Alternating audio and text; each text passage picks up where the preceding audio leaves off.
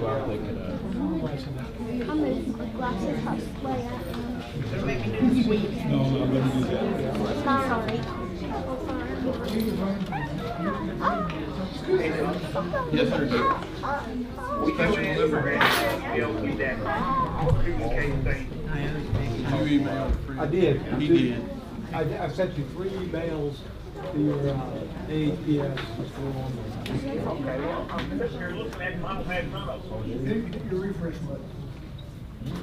It takes a while to get from one more to the other. Did you hear that? I don't know. Try the refresh. Refresh, Gerald.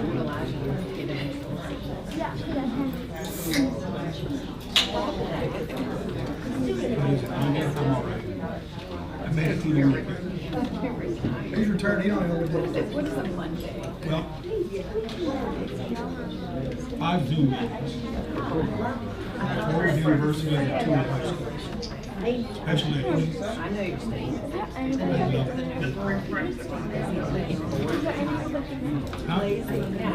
We can maybe work on getting it to you. I'll check to make sure I got it right. today and said, because I'll be checking on it. when we paid you the past 5 years, could you do this for free? Debbie's in the back. Debbie said, no. I do nothing. Valerie, you done talking to me? Yeah, we're not-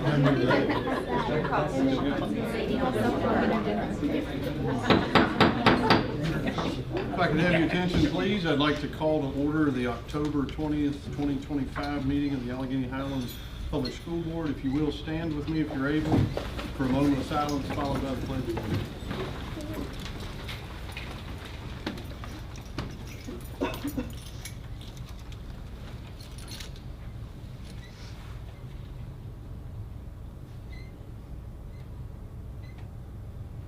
Now our pledge. Pledge allegiance to the flag of the United States of America and to the republic for which it stands, one nation, under God, indivisible, with liberty and justice for all. Thank you all for being here. Mrs. Willis, roll call please. Mr. Aaron? Yes, ma'am. Mr. Littleton? Yes, ma'am. Mrs. Morgan? Mrs. Starks-Duncan? Here. Mr. Umstead? Yes. Mr. Woodson? Yes, ma'am. And Mr. Franson? Yes, ma'am. Thank you. Our first item of this evening is item 26106. We have an instructional spotlight on 4th grade reading. Yes, Chairman Aaron, members of the board, there's staff here from Jeter Watson Elementary School to talk about 4th grade reading. They're following up on the presentation that we had last month from Callahan Elementary. So they're going to be highlighting some similar skills because 4th grade reading is very important. So without further ado, I'll give the floor over to them.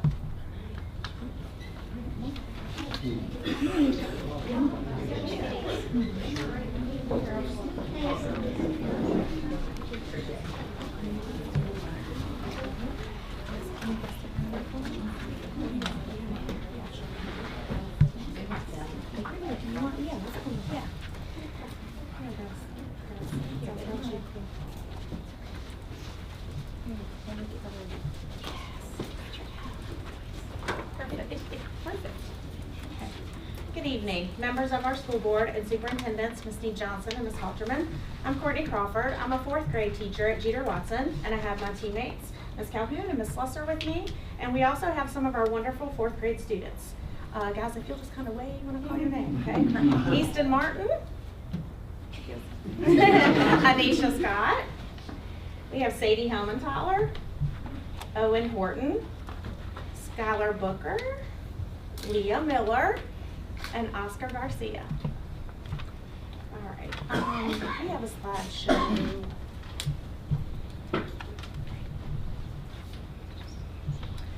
Look, just do we need to? Oh, we can see it. And you can only go first. Oh, yes.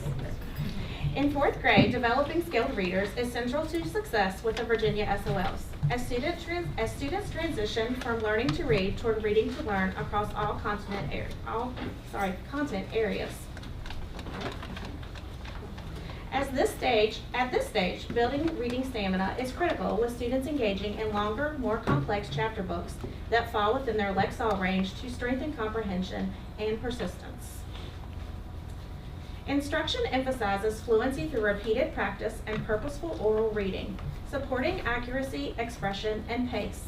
Teachers intentionally connect reading strategies across subject areas. It's important for students to apply comprehension skills beyond language arts.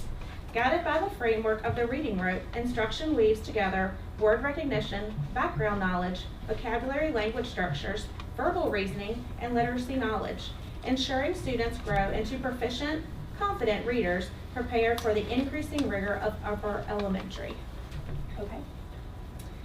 One way that every K-5 student practices fluency every day is reading the same decodable multiple times over the week.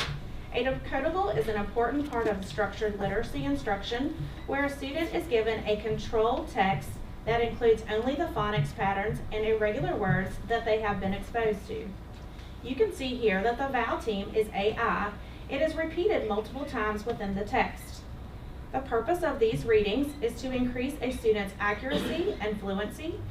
Usually, this is not the type of text that we would be used to practice comprehension, but remember, a student's fluency is a major element in our SOLs as well as the reading rope.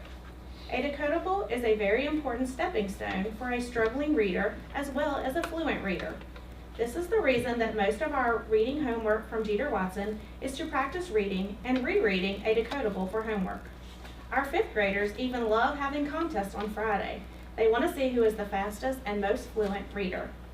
Here today we have Skylar, who is going to give us an example of reading a decodable.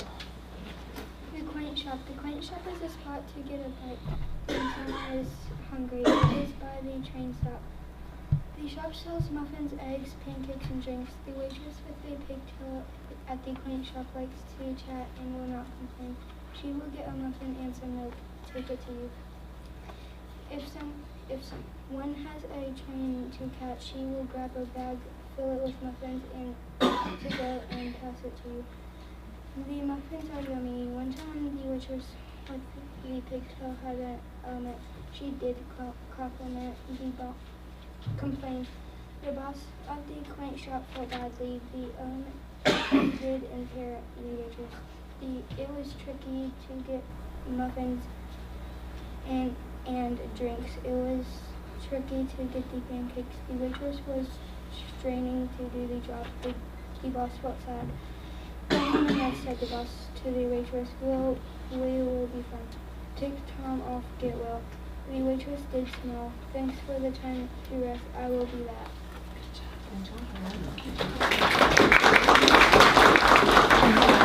Thank you, Skylar. Excellent reading. Reading quality and rigorous literature allows students to build empathy and gain a world of knowledge. Yet we also balance our curriculum with our nonfiction reading materials, as well as to increase our students' background knowledge. Since October is Bullying Awareness Month, Jeter Watson 4th grade students have had the opportunity to read quality literature with a Lexile of 840. This is about a little girl who experiences bullying by her classmates due to the fact that she wears the same dress every day. The title of this book is 100 Dresses. Students read this book aloud together in class. We always ask for volunteer readers and never force a student to read out loud if he or she does not feel comfortable. We always want to make reading a comfortable and confident experience for our students. We have 3 volunteers today who are going to read an excerpt from 100 Dresses. So we have Easton Martin, and then Sadie Helmenthaler, and then Leah's going to read for us. Easton, whenever you're ready, honey. Wanda didn't have any friends. She came to school alone and went home alone. She always wore a faded blue dress that didn't hang right. It looked clean, but it looked as though it had never been on properly. She didn't have any friends, but a lot of girls talked to her. They waited for her under the maple tree on the corner of Oliver Street, or they surrounded her in the schoolyard as she stood watching some little girl play hopscotch on the worn hard ground. Wanda, Peggy would say, in the most courteous manner, as though she were talking to Miss Mason or to the principal. Perhaps Wanda, she'd say, giving one of her friends a nudge. Tell us, how many dresses did you say you had hanging up in your closet? 100, said Wanda. 100, exclaimed all the girls incredulously, and the little girls would stop playing hopscotch and listen. Yeah, 100 all lined up, said Wanda. Then her thin lips drew together in silence. What are they like? All silk, I bet, said Peggy. Yeah, all silk, all colors. Velvet too? Yeah, velvet too. 100 dresses, repeated Wanda stolidly, all lined up in my closet. Then they let her go, and then before she'd gone very far, they couldn't help bursting into shrieks and peals of laughter.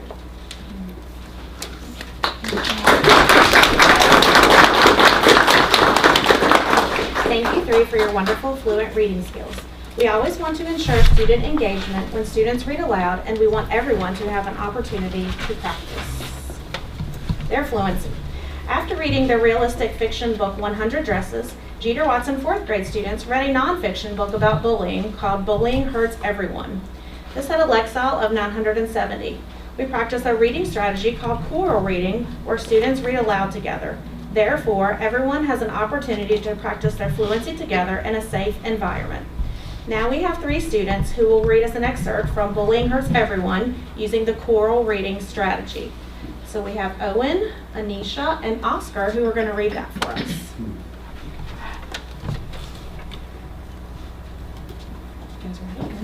Go ahead. Many adults are concerned about the effects of bullying on all children, and many states have passed anti-bullying laws. Because President Barack Obama even held the first ever conference at the White House to talk about the problem. We all remember what it was like to see kids picked on in the hallways or in the schoolyard. And I have to say, with big ears and a name I have, I wasn't immune. He said, we've got to make sure our young people know that they are in trouble. There are caring adults who can help. According to the experiments Fried and Limber, it takes the involvement of people who teachers, parents, and students to stop bullying behavior and create an environment in which everyone feels safe and is treated with respect. They also say there are things you can do. Kids have power and ways to make their situations better, Brad said. Good job. Thank you guys for your choral reading. Fluency is still an important skill to practice in upper elementary as it increases students' automaticity and therefore their reading stamina. We are seeing great things in our 4th grade this year. Our first quarter benchmark was successful and we celebrated with ice cream on Friday. All right, we do have a few quotes if you would click. And Ms. Lesser is going to share some quotes from our students. Our students are invested in improving their skills, and here are a few quotes from them from 4th graders for this year. I liked the two Bobbies because the dogs took up for each other, Isaac Oliver. I liked reading about Hurricane Katrina. It was very interesting, Paisley Kitt. My favorite book was The 100 Dresses because it taught me how to be kind, Jace Crawley. The 100 Dresses book taught me that being kind is cool, and I like that, Tylee Calloway. So to recap how Jeter Watson's 4th grade teachers are building skilled readers and increasing student stamina, the texts we have chosen are rigorous and engaging with challenging lexile levels and complex character plots. We also choose interesting and rigorous nonfiction texts to read and study in depth, and oftentimes we try to pair it with our fiction texts. As mentioned, we visit and revisit texts to go into a deeper of the meaning of the material so students know how to look for the ending understanding. Thank you all for allowing us to show you what good things are happening at Jeter Watson.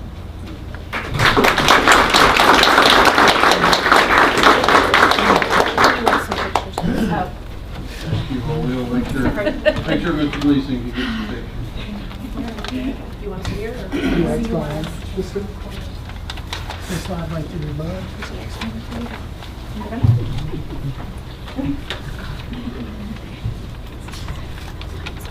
I know. Yeah. I don't know. Maybe. Yeah.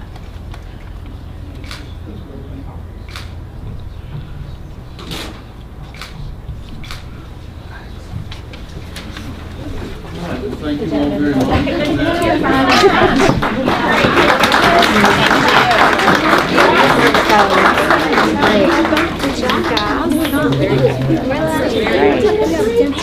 No, we are out. We are done.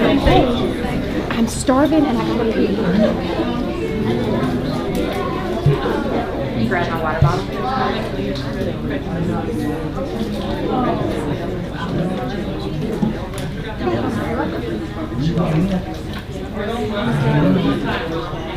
Put it down, run it back. See if we'll bite. All right, well, we can move on then, although I am sad in hearing them read that. I was going to put one of them up to reading a resolution later.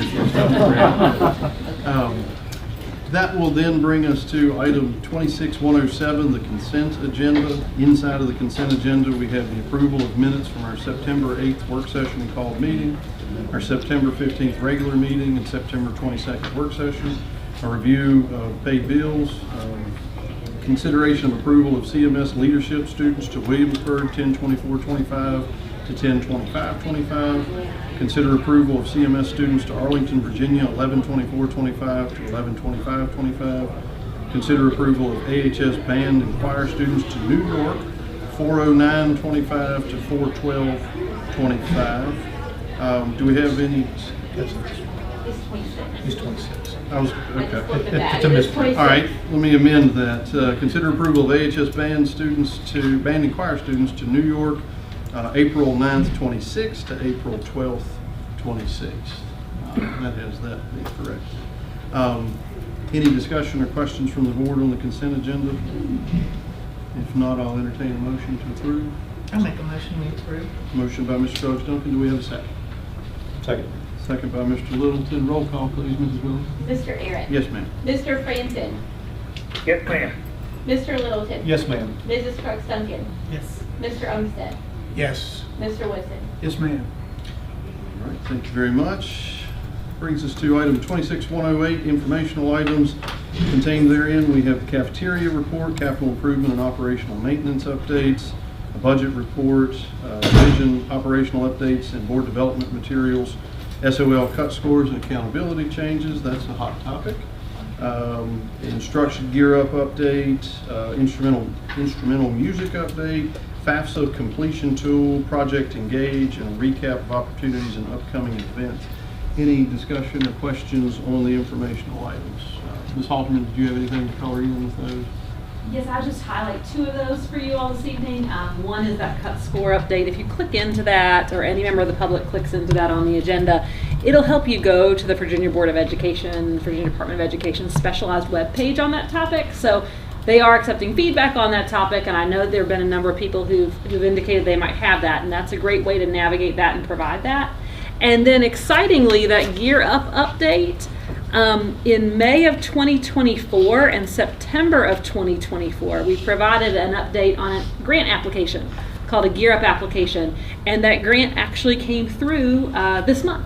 So that's exciting news. A little bit of a delay there, but that's what that update is, and that's exciting. Very good. Any questions or comments on the informational items? Yeah, I had a question on the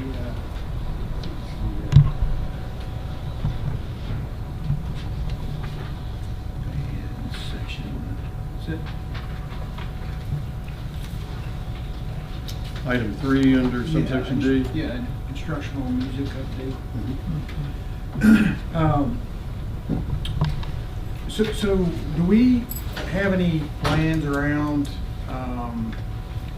perhaps looking at ways to schedule band as like a standalone type of class?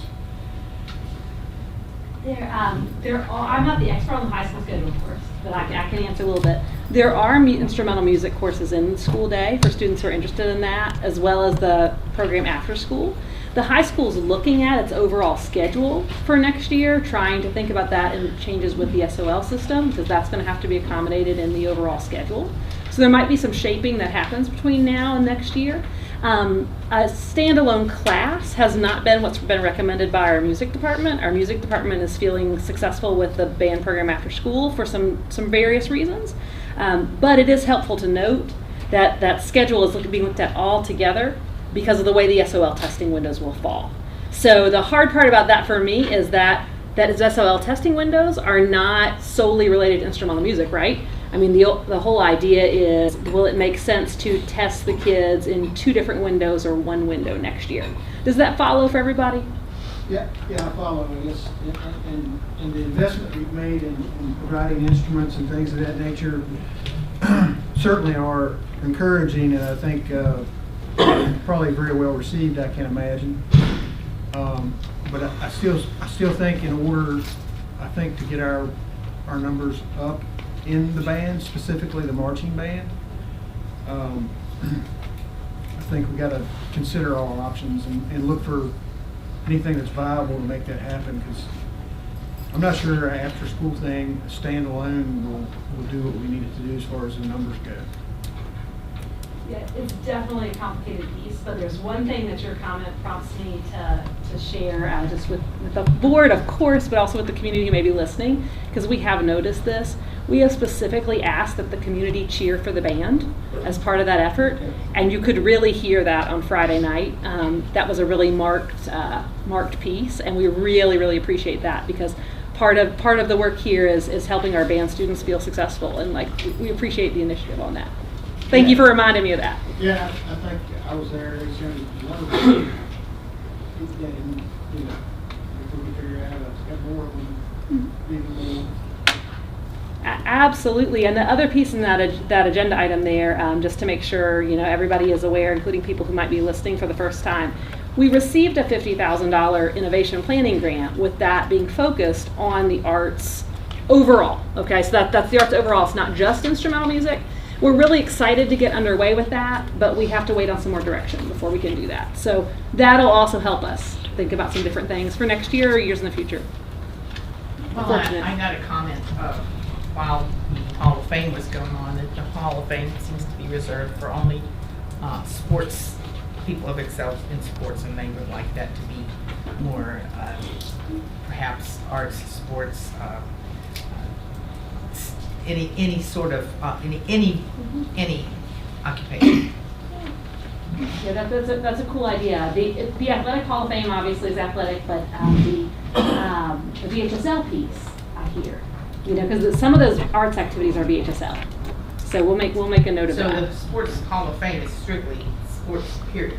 It's set up as a VHSL related piece, and I can get staff to provide some more update on that, but the VHSL activities would include things like one-act play competitions or forensics, which is now known as speech and debate, but maybe not the other piece broadly, so that might be a separate... District and state choir and yeah. and such. That might be a separate request and something really exciting to think about. I know they're already thinking about an academic Hall of Fame, which is exciting, and I think they're already kind of building that, but I don't think it's ready for prime time just yet.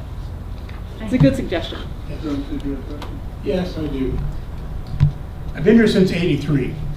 I lived through that whole last year before this merger. Allegheny had, unquestionably, on the western part of the state of Virginia, one of the best bands in the area, by far. I would like to know who changed it from being a class to an after-school activity, and what do we think we're getting out of that? Are we trying to eliminate the band? That's a Bob Umstead question. No one set me up for that one. The band, I can remember when that band left the band room at take 10 minutes to get to the bleachers and sit down. They took up a whole section of the bleachers. And a lot of the people came to see the band. I appreciate the kids that are out now, but I think they need some help with more band members. I know I'm not going to say this right. Jerry, you still filming this? They need more band members there. It's like a football team. You got to grow and grow. We lost Friday, but that's not the end of our season. We're just going to grow. I want somebody to do something. First of all, maybe somebody can explain to me why it became an after-school activity. Did the state tell us to do that? Did we do that? Did the board do that? Who made that decision? A hush falls over the crowd. Well, you're also talking about two distinct schools. I mean, if we go back that far, that was pre-consolidation, I think, when that decision was made. Yeah, it was. It probably goes back Not to an either easy the late answer. 1990s or the early aughts. 1990s? It might go back that far. I think it would go back to the early aughts. No, to me, it's happened after 2010. 2010? That's a community that I've got from people in the community saying that the band just continues to drop off. Didn't it occur during, once we shifted to block scheduling? Is that Well, what- there are a variety of layers here, and so like if the board wants to explore it fully, we need to think about that as a full-on conversation. But very much to your point, there are some scheduling pieces, there are some SOL testing related pieces because of the different accomplishments students need to reach before they finish high school, as well as kind of how that has affected even the K-5 or the K-7. I remember the K-7 band program when we had bands starting in the elementary schools. It was a little different time. That's not to say we can't think creatively, but it does require program building, and it would require program building in a different way than probably what we've seen before. Does that make sense and follow from your question? And I'm wondering if the 2010 reference, I'm thinking 2009 or 2008, because I know we were thinking the aughts when something else happens with the band. So I hope that's reasonably accurate. Any further questions on the information? I have a lot of them, but I'm not going to ask them tonight. I guess maybe can we have a full-on conversation? At some point, I guess, kind of look for opportunities to schedule that, to understand how we address that. Yeah, there are a lot of pieces to it, So if the board wishes to make that a priority, we could have kind of a fuller conversation about it, so sure. Well, Thank you. And let's include Peyton and the student body to find out if the interest is still there and whether there are barriers for students who want to take band and can't, or whether that there's still that interest. Oh yeah, absolutely. I think it starts off with band. It's like a sport you play. You only get great at it if you can. Some people are naturally born like athletic. They're a natural athlete. But then some people are naturally talented when it comes to instrumental things. So I think with our program starting earlier, like Ms. Halterman had said, maybe elementary school, getting into the later years, like 4th grade, 5th grade, introduce them to more distinct instruments. And then they can take that and go through middle school. And then once they're finally in high school, they have like a really strong foundation of students who are educated upon instruments or just anything, whether that ranges from choir or just band in general. So I think if we start them off younger, that'll only set them up for success. And the younger we introduce them to this instrumental thing or to band or choir, the more interest they'll have. It's like with football. We start from C League to B League to A League. So that's really how it sets students up for success. And that'll help our band program or any program at that. So that's my outtake on it. Thank you, Ms. Reed. Does that follow? Any more questions? Nah, that's about it for Sure. right now. Yep, Okay. I'll catch up. Okay. All right, that will move us on then. Item 26-109, some calendar information. November 11th will be a holiday, all schools and offices closed. November 17th will be our regular meeting. November 19th through the 21st will be the VSBA annual convention. November 26th through 28th will be a holiday, all schools and offices closed. And December 15th will be our regular meeting. Good Lord, we can't turn the calendar just that quickly yet. Any questions about the calendar information? There's opportunities coming up. If not, we'll move on to item 26-110, the Budget and Finance September 30th Student Membership Report. This is for information. And I wonder if we should, Mr. Homestead, I think, took a small bathroom break, so without an adjournment, if we can pause for just a second. I'm sorry, he didn't even realize he left. Well, while we're pausing, we'll do a little commercial, okay? Because we are clipping through these items because we have had the agenda. And if the public can be aware that you go to the school board website and look under our agenda, and then you click on these, on the individual items, and that's where you can read everything that's going on, because right now it looks like we're just saying, oh, okay, here's a batch of stuff, okay, we approved that, move on. But it's because we have opened each of these items and read them, and that's where the public can find out what we're talking about and what's going on. And just to piggyback off what Ms. Scruggs-Duncan said, we typically try to have our agenda out 7 days if possible. Sometimes it doesn't always hit that way, but we try to have it out a week in advance. Okay. Mr. Homestead's back. So, again, item 26-110, the September 30th Student Membership Report. Dr. Furman, I'm sorry. I'm going to do it from here. Okay, sure. We can't hear you, hon. Thank you very much. That'd be very kind. Get up here on the stage. Nice try. It was just easier to say. Chairman Eric, school board members, Ms. Halterman, our preliminary average daily membership, ADM, as of September 30th is 2553, and the projected enrollment was 2565 for this current budget year. And be mindful that the ADM is a cumulative average of the first day of school to September the 30th, and it does take into account any enrollments during that time period or any students who leave during that time period. Dr. Furman, I don't mean to put you on the spot, but can you speak to the complexities of trying to forecast that? Because I think we get a lot of questions from, I had gotten questions before of people that wonder why sometimes that number is not, our forecast might be a few digits off. So can you expand on that? Well, you take into account the enrollment in each grade level during the year. And Mr. Callahan is an expert at that. And to get it within 12 is remarkable.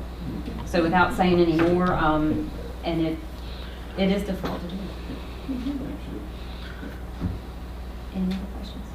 Yeah, any questions? It makes it nice to have you here and have the numbers there behind you. It's really a nice job. Thank you.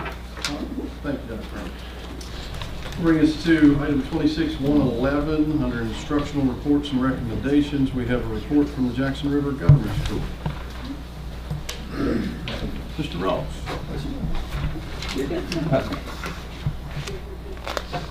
Chairman Eric, Superintendent Halterman, Ms. Snead Johnson, school board members.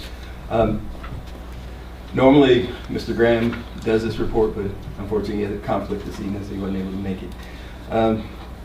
Currently, we have 21 students at the Governor's School, which our numbers are building back up because they went down for a little bit. And they're exceptional students and they do exceptionally well. I'm looking around, we do have one in the audience. Not to put them on the spot or anything. But if you have any questions, try to answer. Any questions? Is 21 a high number or low number? It's high for what we have been. So it's 35% increase off last year. Any further questions? Is there any kind of a cap on that number that we can? We try not to have one. Well, that's good. Yeah. We like trying to give every opportunity we can. As many as we can, we try to get. Thank you. Thank you, Mr. Ross. That will bring us to item 26-112, our fall 2025 pupil teacher ratio. This is for information. Chairman Eric, members of the board, I'm substituting for Sherman Callahan tonight. This is information that kind of builds off of membership, and so these are simply the pupil-teacher ratios that we report. I'd encourage anybody interested in these to really look at them. Another common question, kind of to Mr. Errett's earlier point, is why are these numbers different in different places? And there's a lot, it's because the definition of a pupil-teacher ratio varies sometimes. So that's why Mr. Callahan has put a variety of contextual information here.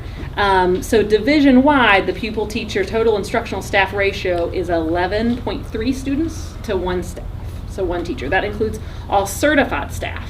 So that's about certified staff, not classified staff. Any questions about this item? What's the state average? Do you have any idea what the state average might be? Gracious, that's a wonderful question. I don't know a state average. There may not be a state average calculated. The VEA does a nice job of putting together a list, usually in most years, of the different ratios around Virginia. This one doesn't strike us as unusual, but I don't know that there is a state average. We can check. From just cursory stuff that I have read over the years, I mean, I remember seeing numbers 15, 18 as being sort of kind of standard, or at least something that some divisions shoot for that number. So, any further questions? If not, that'll take us to item 26-113, Special Education Advisory Committee and Career Technical Education Advisory Committees. This is for information. Mr. Ross, you should stay. Yeah.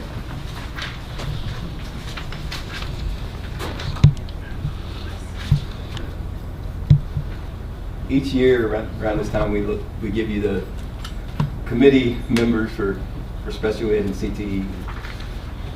In your packet are our members at this time, of course. At least with CTE, we, even though we'll invite others if they want to attend, even if they're not official members. And what we have in our packet is just the current membership for both of these committees. Yes, sir. Okay. I have a question to the committee, because we've heard a lot in the last week or two about layoffs of the Department of Education that could strongly impact special education. Will that reach all the way down to us? Yes. That would be, we're not sure. We're wait and see. We're waiting to see for a lot of the things shoe that are falls going on. on? We're expecting a lot of different reports and things that are, we know, they say they're coming. In fact, a few were supposed to be here a couple weeks ago, and we're still waiting. So when we get it, maybe we'll I'll ask figure that out what we again. need to do. Thank you, Mr. Ross. Sure. Any other questions? All right, thanks, Sarah. Item 26-114, we have the Cougar Compass Diploma Seal. This is for information. If Mr. Ross time shifts his papers. Mr. Cantrell couldn't be here tonight, so I am presenting for him. Basically, the high school is looking to add a seal that represents their school, the high school, and it's based on academics, service, leadership, and future readiness. And the 4 sides of a compass. And like I said, this tonight is just for information. If you can read through and you can see what's there, and hopefully next month you'll approve it. It'll be added to students' diplomas that meet the standard when they graduate. Questions, comments? The graduating classes come in spring. Will they have an opportunity to Yes, participate? this is hopefully, that's the plan. Okay. Yeah, I had quite a bit of stuff to try to document, or, I'm sure some of them have already completed. Have done a lot of it. Yeah. It's just Documented. documenting and putting in paperwork and stuff. I think it's a great idea. Yeah, I think it's a great idea. I think it's very, very well done, and thinking outside of the box. Again, I Very think much so. this is the kind of stuff I think helps not only with the coursework, but the morals and the character building that we're looking to do. So. And that was started by the people at the high school, right? Yes. Josh and the assistant principals. Do they come here and give us a presentation of what it looks like? It's in the system. If you want to click on the What I look at can't answer questions. There it is.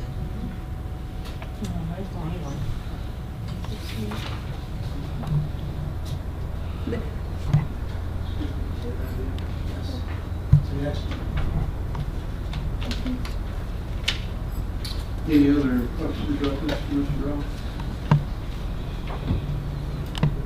All right. Mr. Ross, thank you for your pitch-hitting abilities tonight. I know your colleagues appreciate that. With no further questions here, and again, this is for information, will be coming back to us next month.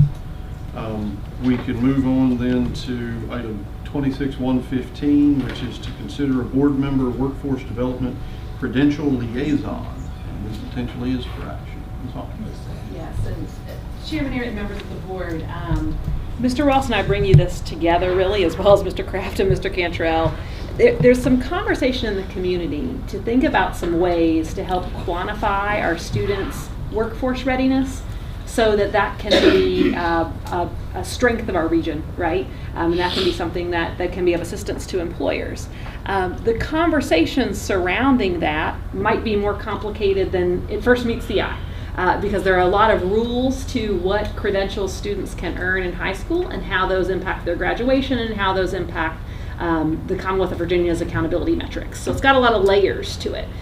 So this conversation is a really fun conversation. I think it's a very meaningful conversation that could be very wonderful for our area and more importantly for our young people gaining employment. But it is a complex conversation. So our hope is to have some form of liaison with the board who's willing to dig into that particular topic with us in pretty good detail. One of the tests we'd like to consider for such a measurement would be something that's commonly called the NCRC or the ACT Work Keys National Career Readiness Certificate. It's quite a mouthful. But the Commonwealth of Virginia is still making decisions about what credentials will count in the 3E metric, which is part of the way school divisions are evaluated. And that would be something on which Dwayne would have expertise. And this would not be one now, correct? No. Basically, the way it works is NCRC is on the credential list, so students can use it as a graduation credential. It's also on one of the credentials that our workforce uses to hire people in our area, but it's not considered a high wage, high demand credential as far as the state's concerned. So students can use it, but as a school division, we can't get points for it as far for the 3E and performance and all that stuff that works together. So I guess we're looking to possibly either talk with the state to get it on the high demand list or try to look at something else that our local employers can use that is on the list. So either way, everybody benefits, I guess. So this is more of a, I guess, procedural activity to take a current process we have in place to get basically, for lack of a better term, credit in order to make that considered a high wage. Yeah. Yes, and I think we're going in the same direction. Go ahead, Mr. Ross. Because, like I said, they're updating their list. They gave us a list, but they're updating it again and should be out. And who knows when? But we're hoping that moves to, like I said, to the high wage, high demand list, because that would definitely help us and our students and our community. But we would also need to consider if we needed more students to take the test. So there's kind of another related question there off of Mr. Ross's question. Right. But Mr. Ross's question is first and most important, and it goes more to the answer to your question, Mr. Woodson. Yeah. Right, and I forgot about that piece altogether, because what we and other divisions are now forced to do is have our students take the workplace readiness test, which is now on the high demand, high wage list. That way they get a credential, but we still want to use, at least right now, we want to use NCRC as at least a backup, because like I said, for two reasons. It gives them a credential and it also helps our local employees. Okay. This is listed for action, so I presume it would be well if we would have a board liaison appointed this evening. That would be awesome, but Okay. we understand if you all wanted to wait till November. I think we could be either way, is that correct? Yeah, and I think so. Yes. So I think you know what question's coming next. Do we have any volunteers for this liaison? Do we have any volunteers, any interested board members for this? I'm I'm interested. I think sitting on economic development, I think that would help me have information on that also. So, I mean, I know I'm short, Well, could get it started. when would any duties for the liaison start? It wouldn't be before next month. I don't think we have to have anybody immediately. We don't know some of the timing, right? And Dwayne was just thinking about the fact that we could theoretically have two, we just could not have three. Well, is this something that the board would like to postpone until November to get a little bit more information? Maybe, we don't think we'd have scheduling by November, right? Okay. I don't project that, and I don't even know that this will automatically require a schedule of meetings. It will depend on kind of the way the state board progresses and the different ways the conversation goes. So it'll be a little hard to tell. I guess those school board members, I would say those school board members would, of course, be invited to our CT advisory committee as well. So that way they can. Don't we have already on CTE? No, this, well, yeah, we'll get off topic on that. But as far as, I heard Mr. Umstead express some interest in this, Ms. Brooks Duncan also. and Ms. Brooks Duncan, and Ms. Halterman, you said there presumably wouldn't be any issue with two serving?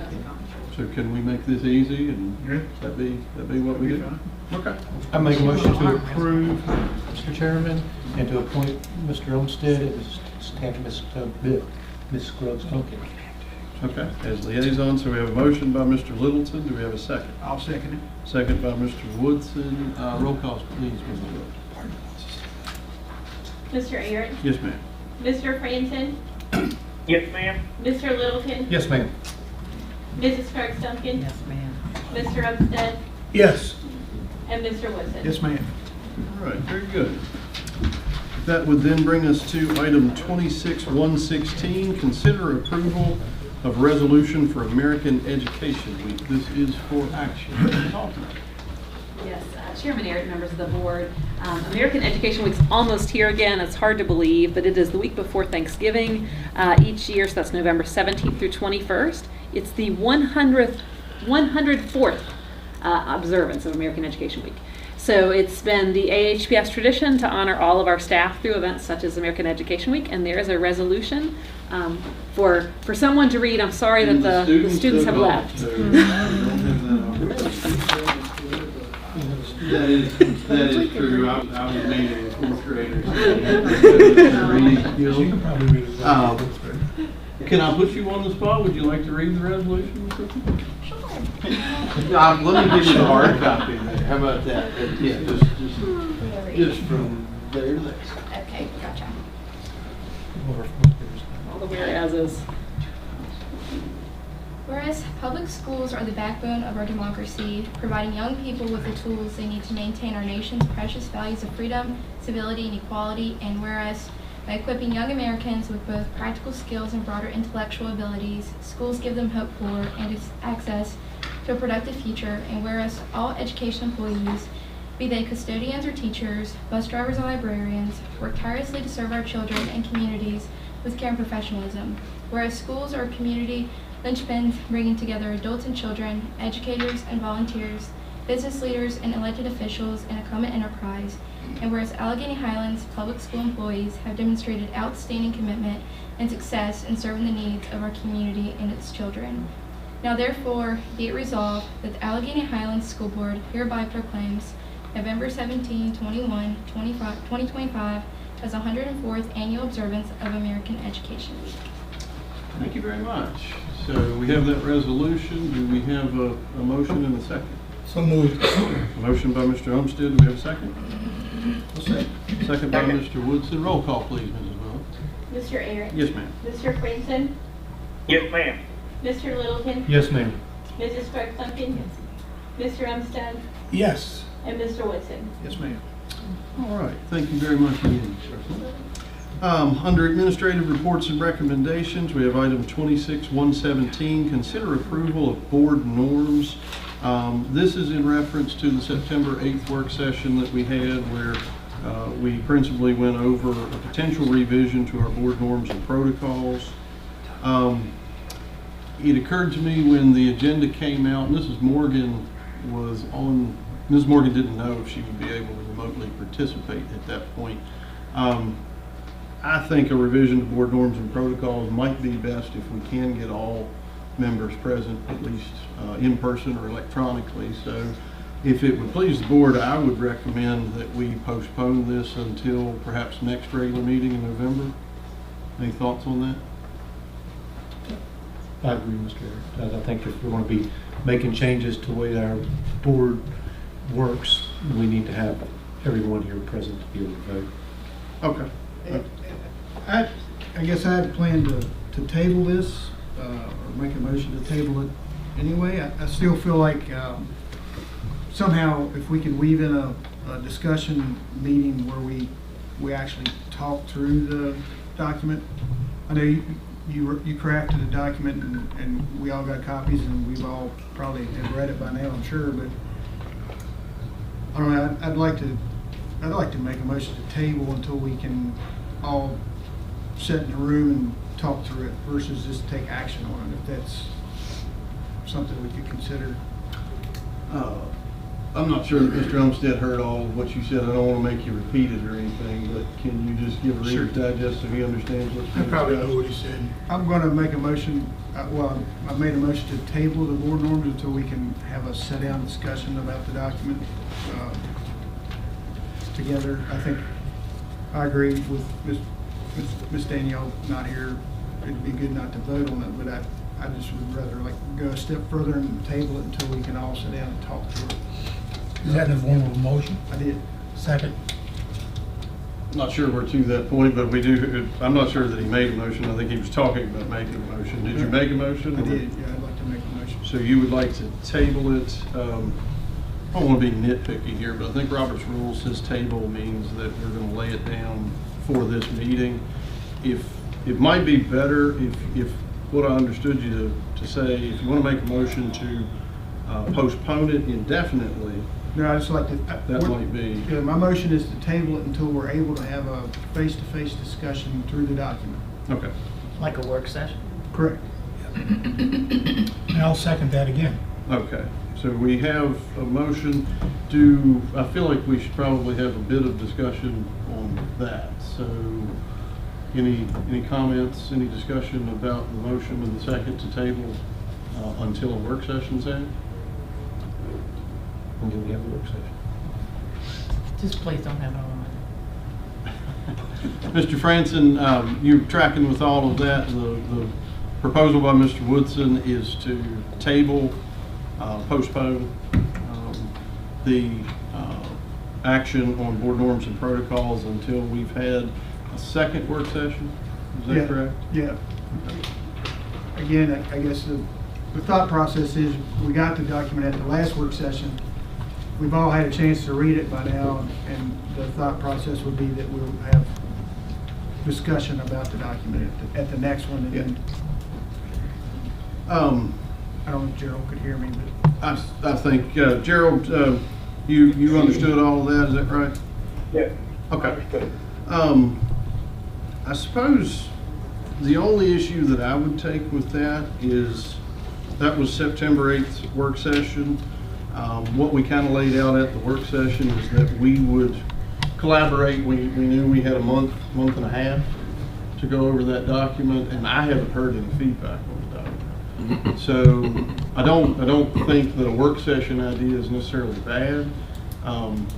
But the idea I think that I had, and I think some other board members had, was that we would as we got to absorb that document, that we would talk to each other, at least in between meetings.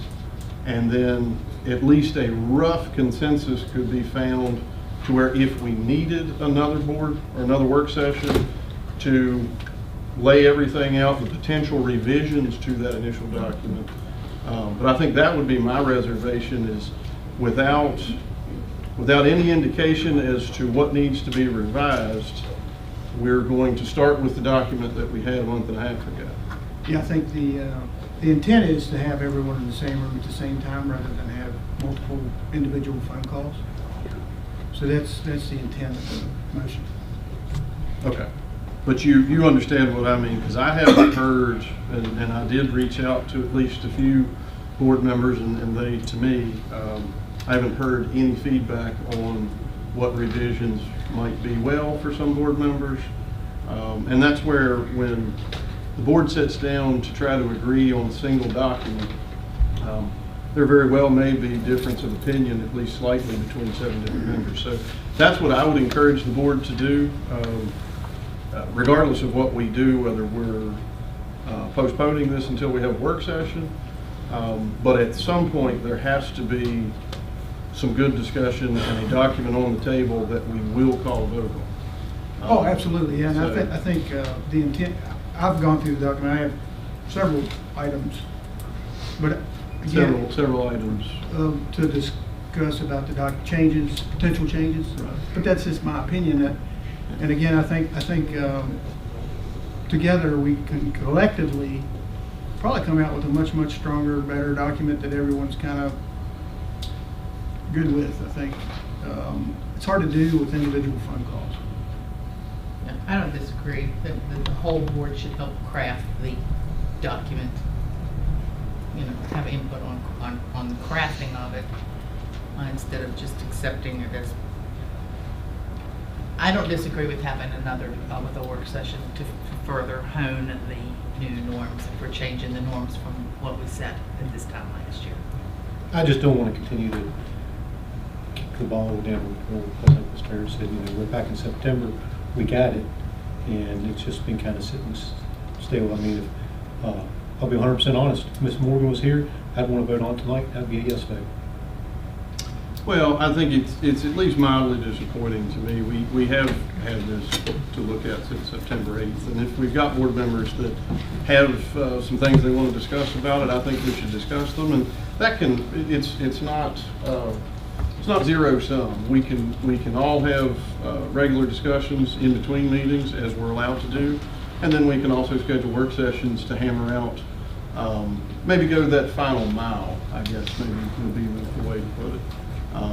But document creation and policy creation can sometimes be messy. So if we feel like we need more time to work on this, I think I'm perfectly happy to do that. So any further discussion on this item? Just about the idea overall? If not, we do have a motion and a second you got the motion, Cleve? Okay, so we do have a motion on the floor. So any other discussion? Hey, Jonathan? Yes, sir, Mr. Francis. I think if there's problems with it, if individual board members have an issue with the way it's written, they need to notify you so that, we can bring them up and work on it. Yeah, that's the intent. I think, Mr. Franson, is to all be present and participate in thoughts and consideration of the document. I've read the document probably 15 times and I've marked it up the way I think it should read. But I'm just a member of the board.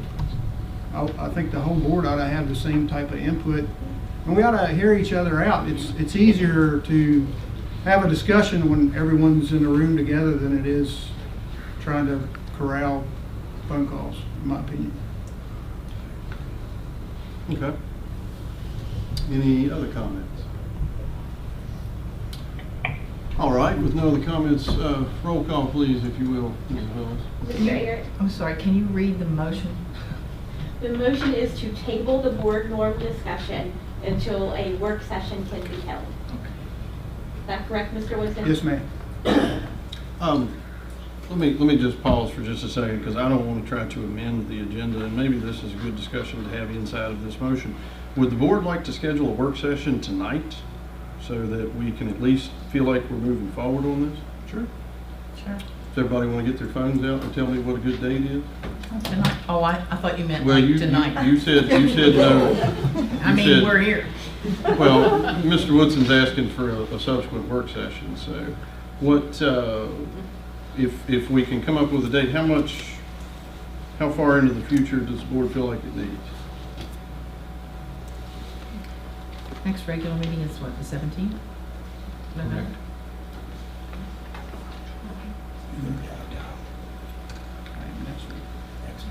Next 2 weeks. Jonathan, mine will depend on how my foot does. Okay.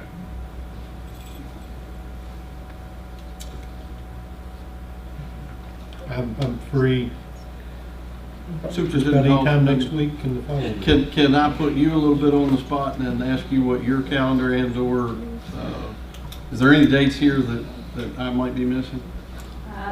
There might be a couple, depending on the prerogative of the board. If you're looking for a quick date, the 23rd might be a possibility, which is this Thursday. It's rapid, but it is doable.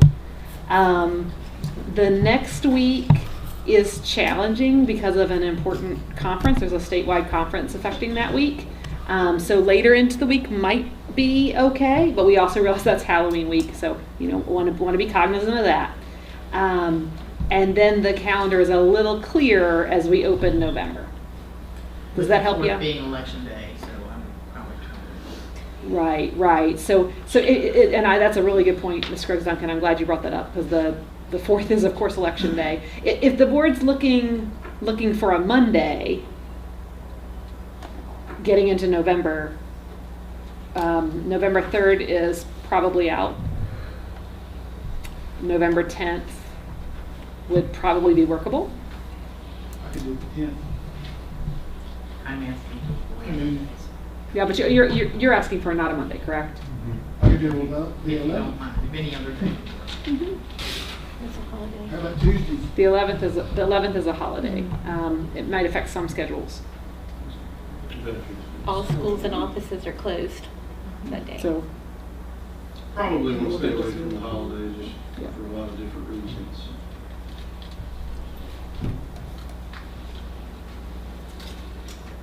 I said we put it out on a doodle. I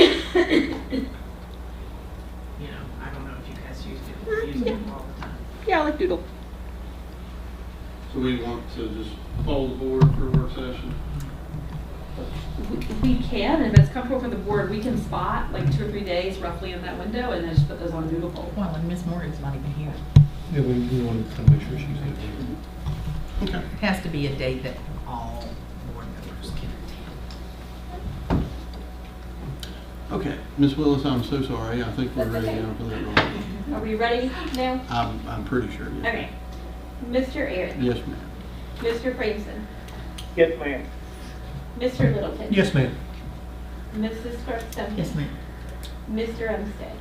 Yes. And Mr. Woodson. Yes, ma'am.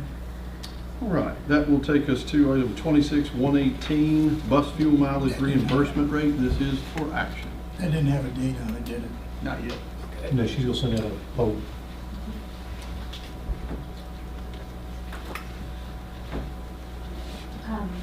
Chairman, Aaron, members of the board, this is an item for our transportation department that relates to bus fuel mileage reimbursement in a situation that's very rarely used. And that is if some entity that was allowed to use our buses were to ask to use our buses and we authorize that, what the reimbursement rate would be expected. So it actually dropped this year based on the way the state calculates this for us. So it decreases about 8%. And it may fluctuate again in the future, of course, due to inflationary costs, overall changes to the annual pupil transportation report. But we're satisfied with the rate of $3.50 a mile, which is a decrease off last year.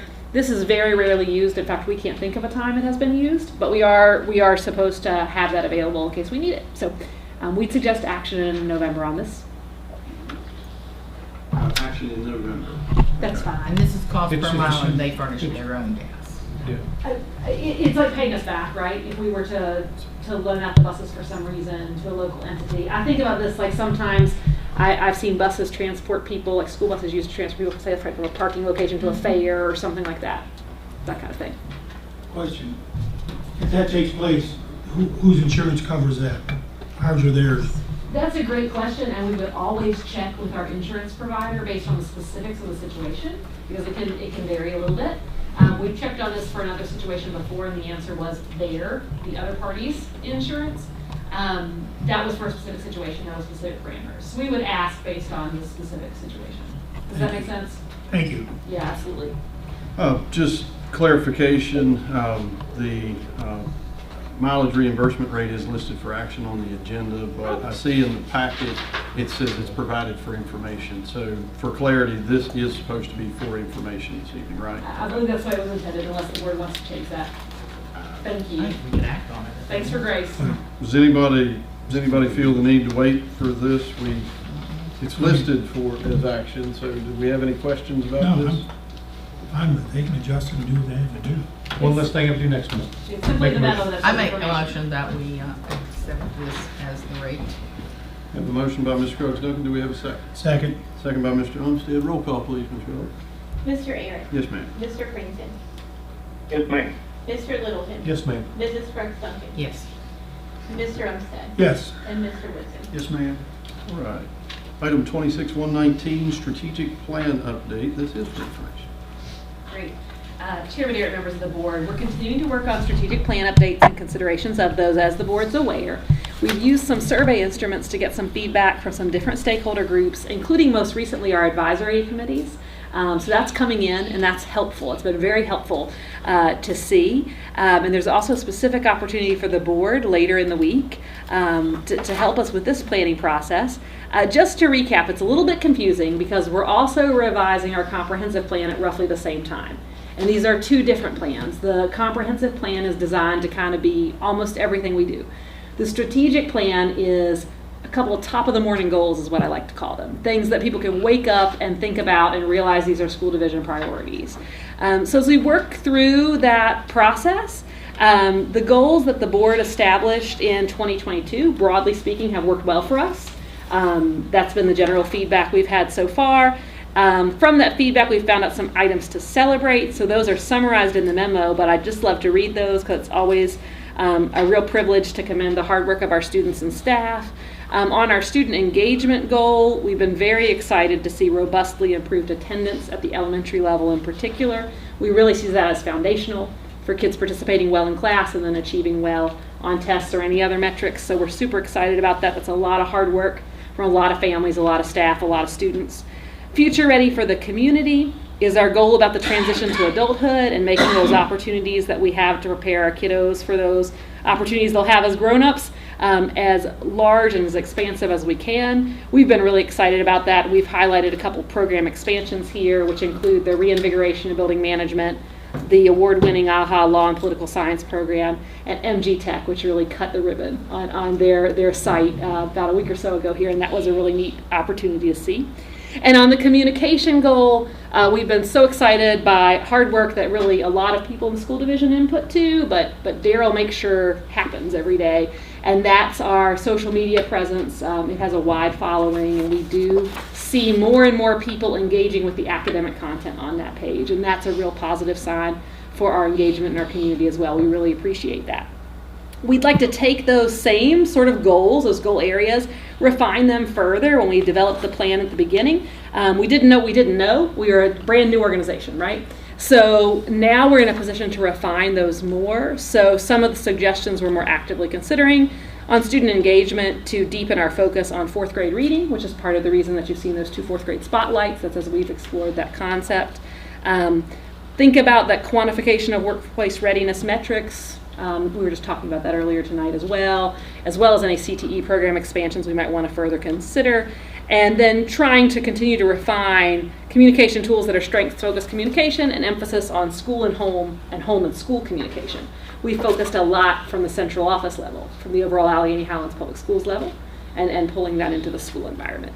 So probably a wordy update there. Thank you all for hanging in there and listening. Again, it is a little bit complicated because we have lots of different plans. They all have their own revision cycle. This one, though, is a fun one to revise because it's one that doesn't have guardrails on it established by someone else. This is not something that the state has special parameters on, or that the other governments have federal special parameters on. This is something we could create.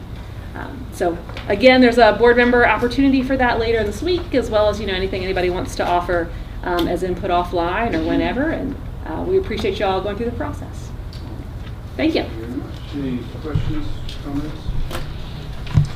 If not, we will move on to a couple policy revisions. We have two tonight. Item 26-120, consider approval of meal change policy EFB, and this is for action. Mrs. Butler. Good evening, Chairman Aaron, Superintendents Ms. Halterman and Ms. Johnson. Last month, I provided information with updates that are required to our meal charge policy to be in compliance with the USDA. Currently, we are CEP division-wide, so this is a formality for us because we do not charge students for meals. But again, it is required language to be in our meal charge policy for us to be in compliance. The updates were how we communicate the policy, who is responsible for communicating it, and how we take care of unpaid meal charges. But unless you have any questions, I'd like to ask you all to approve this tonight, so we'll be in compliance. Thank you, Ms. Butler. Any questions? If not, I'll entertain a motion for approval. I'll make a motion for approval. Motion by Ms. Crooks Duncan. Do we have a second? Second. Second by Mr. Littleton. Roll call, please, Ms. Littleton. Mr. Aaron. Yes, ma'am. Mr. Franson. Yes, ma'am. Mr. Littleton. Yes, ma'am. Mrs. Crooks Duncan. Yes. Mr. Umstead. Yes. Mr. Whitson. Yes, ma'am. Thank you. Thank you, Ms. Butler. Thank you, Ms. Butler. Item 26-121, consider approval of policy updates GCBD-RA. Ms. Yvonne, this is great. Good evening, Chairman Eric, school board members, Superintendent Halterman, Assistant Superintendent Ms. Johnson. Last month you were presented with a slight revision to our sick leave policy related to VRS hybrid employees lose a maximum number of sick days. Those employees can accumulate from 60 to 90, and I would ask that you approve that here this evening. Any questions for Mr. Vaughn? If not, I'll entertain a motion to approve. So moved. Motion by Mr. Umstead. Do we have a second?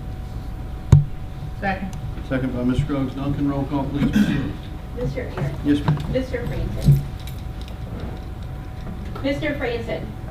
Be on the moment. Oh, sorry about that.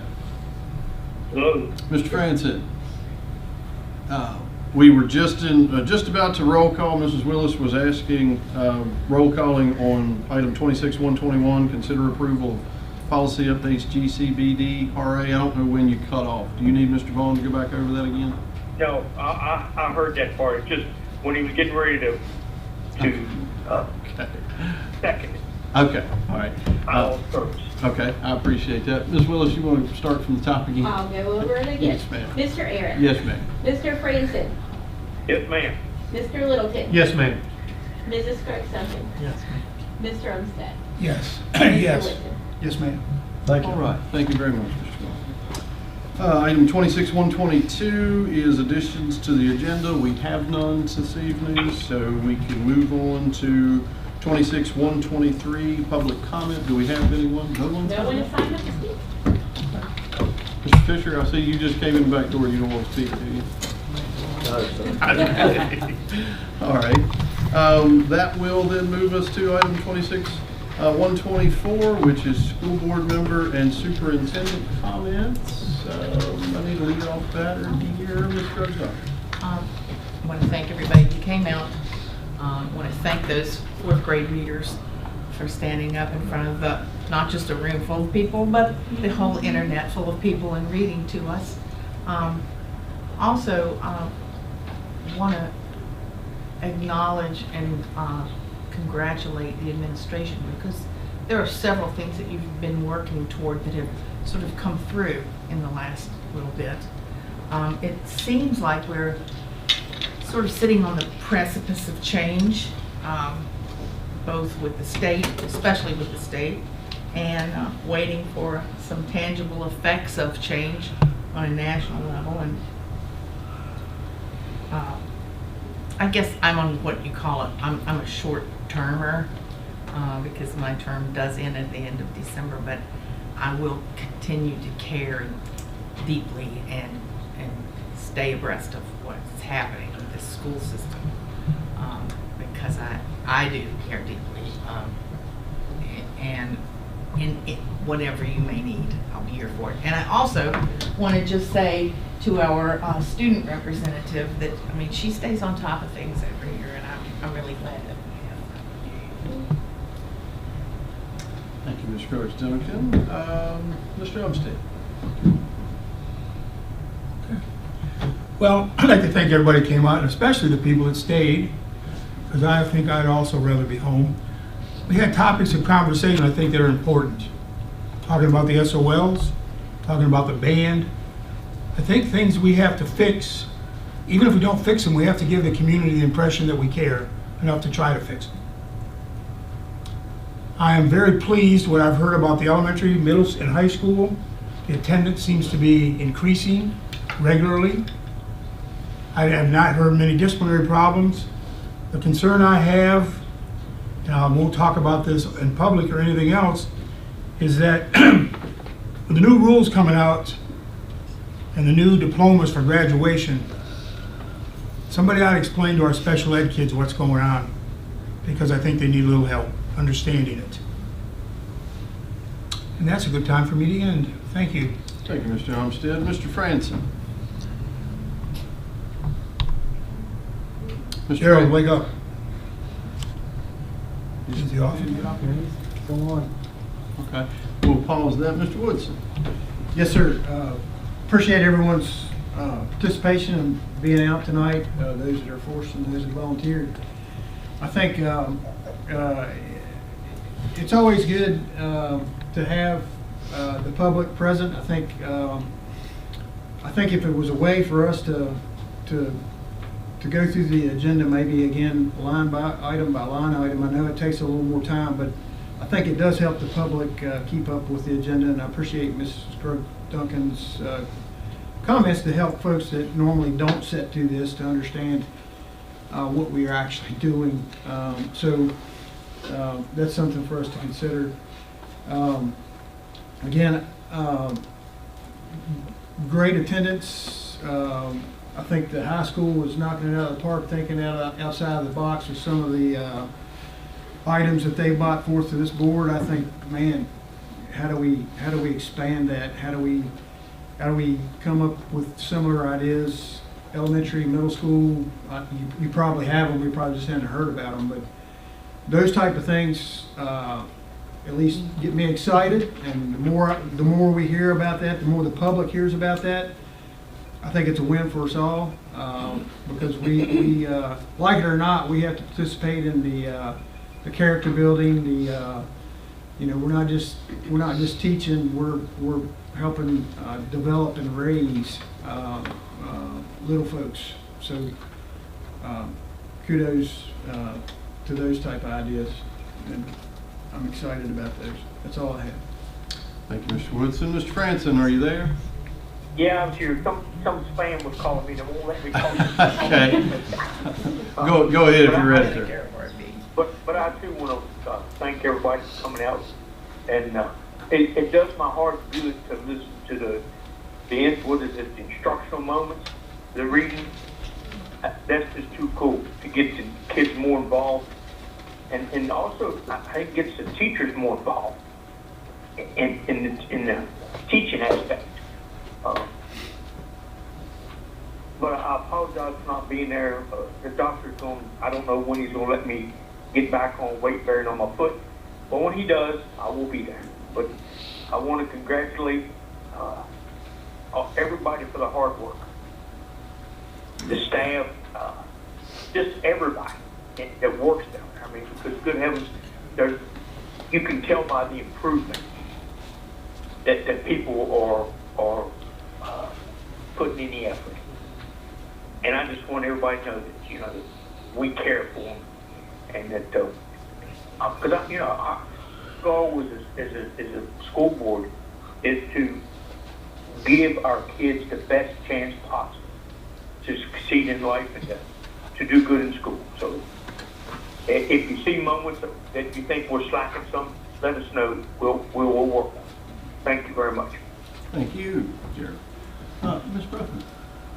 I'd like to say thank you to everyone who showed up, and I would like to express my gratitude to the board again for allowing me to have this opportunity to sit up here with them. I'd like to give a shout out to the 4th graders who came up here and read their little stories. I think that reading is the foundation of all learning. As someone who consecutively reads, I'm a senior now, and I've been reading, I guess, since the age of like 2.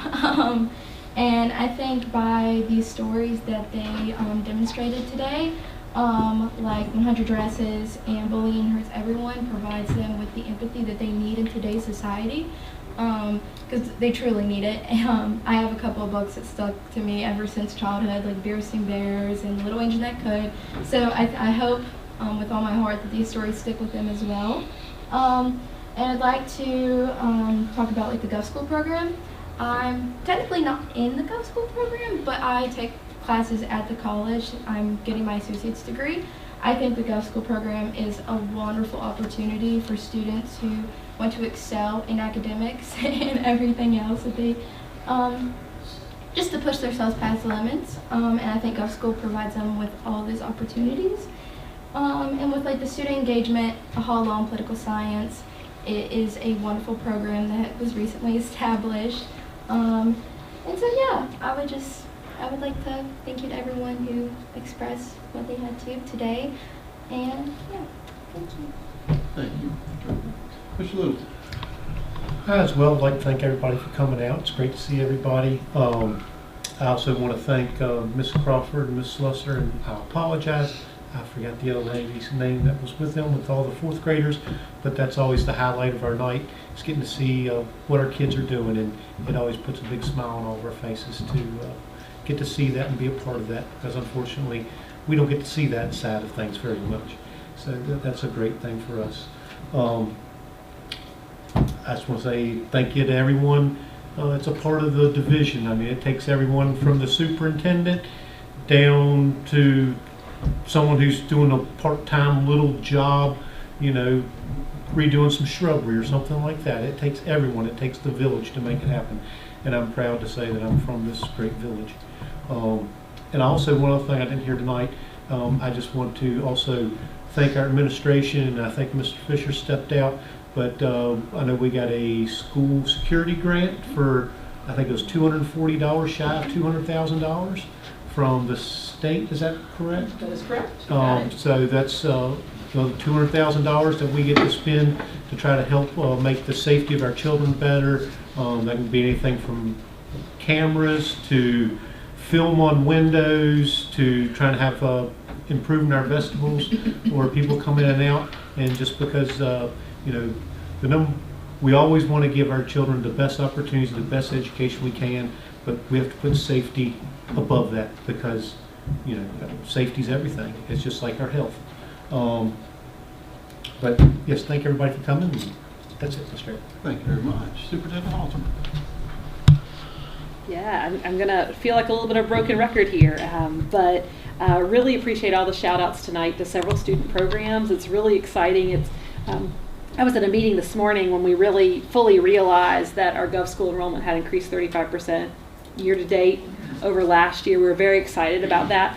That's one of many programs that exist for students, though. It's certainly not the only one. As Ms. Bruffman was pointing out, there are opportunities for kids to be on the college campus in a lot of ways. And one of those is MG Tech. And to Mr. Franson's point of always trying to find opportunities for kids, this is a really exciting opportunity that's in our backyard now. They have been able to attract around about 20 students from across the region. There's a handful of those from AHPS. And they're aware of 60 students across the region that have interest for next year. So that's an exciting program, and it's got a lot of time flexibility. So if there's students who are interested in that, who might have some other things in their schedule, might have some scheduling conflicts, still might be workable. They should look at that. Very exciting to have that here locally. Ms. Steve Johnson and I were particularly thrilled to see that Gear Up grant come through. because it feels like a long time since we clicked submit on that application. So it was really exciting to see that come through and kind of surprise us. We also had some successes to celebrate at Sharon's Preschools that you may have seen in press release also earlier today, as well as the safety-related press release, which I think Mr. Fisher gave a media interview about that. I'm sure he wants me to tell everyone to watch that. He's back there smiling. But we're always glad to have that good news out there and those positive things about our students. I've got to say, from sitting here, listening to the students read, I could hear very clearly, and I was just delighted to hear one of our fourth graders pronounce incredulously correctly. I think that's really, really impressive, and quite the feat for reading in front of such an audience. So, pretty exciting shout out to her in particular. I'm pretty confident that was Leah reading to us. So, thank you everybody for coming out tonight, and hopefully that's some good information there. Thank you very much. I'll be brief. I echo a lot of what was said here by my colleagues. We thanked the fourth grade teachers. We thanked the fourth graders, but we didn't thank the principal and the assistant principal. So thank you, Mrs. Morgan and Mrs. Texner, for allowing your kids and your staff to come here and present to us. That was very well done. We very much appreciate that. So that is brief. That is all I have. But that brings us to item 26-125, our closed session. 2.2-3711A1, personnel matters, actual and potential appointments, assignments, resignations, terminations, and salaries. 2.2-3711A2, student matters, discussion and consideration of disciplinary matters, including case 2615. 2.2-3711A7, legal matters, discussion and briefing by staff members pertaining to actual and probable litigation. 2.2-3711A19, discussion of school safety reports. Do I have a motion to enter closed session? So moved. Motion by Mrs. Scruggs-Duncan. Do I have a second, Mr. Franson? Yes, sir. Second by Mr. Franson. Roll call, please. Mr. Ayers. Yes, ma'am. Mr. Franson. Yes, ma'am. Mr. Littleton. Yes, ma'am. Mrs. Scruggs-Duncan. Yes, ma'am. Ms. Rumstead. Yes. Ms. Yes. Littleton. Yes, ma'am. All right, closed session. Thank you all very much. Okay.